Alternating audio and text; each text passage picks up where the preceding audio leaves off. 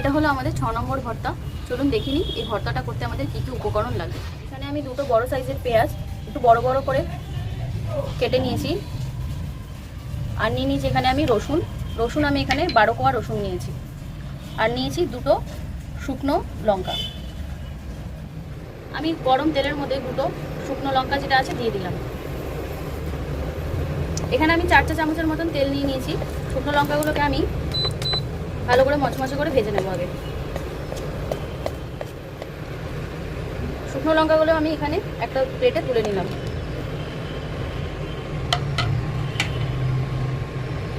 এরপরে আমি এখানে যে 12 কোয়া রসুন নিয়েছিলাম সে 12 কোয়া রসুন দিয়ে দেবো।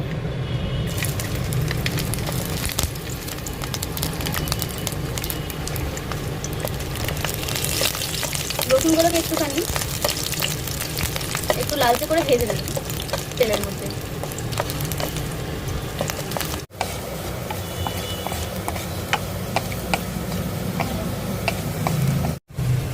আমি রসুনগুলো লাল করে ভেজে নিয়েছি। এবার আমি এখানে দুটো বড় সাইজ করে কেটে যে পেঁয়াজগুলো রেখেছিলাম সেগুলো আমি দিয়ে দেবো এক থেকে।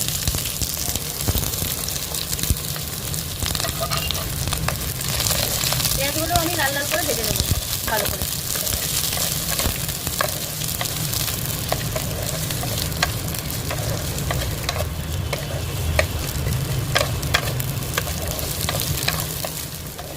পেঁয়াজগুলো আমি ব্রাউন করে ভেজে নিয়েছি। এর সঙ্গে রসুনগুলোও আছে। আমি এবার এগুলো শিলে বেটে দেওয়ার জন্য তুলে দেবো।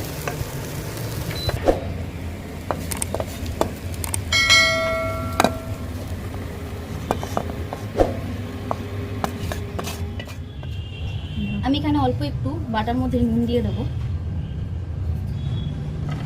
আর যে দুটো শুকনো লঙ্কা আমি এখানে ভেজে রেখেছিলাম সেটাও আমি এখানে একেবারে দিয়ে দেবো।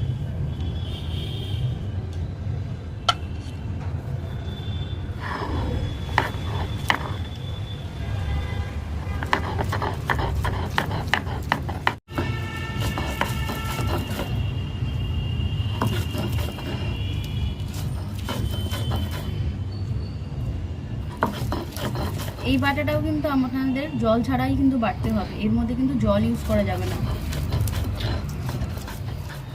আমার বাটাটা হয়ে গেছে। এবার আমি এটা একটা জায়গায় সার্ভ করে নেব।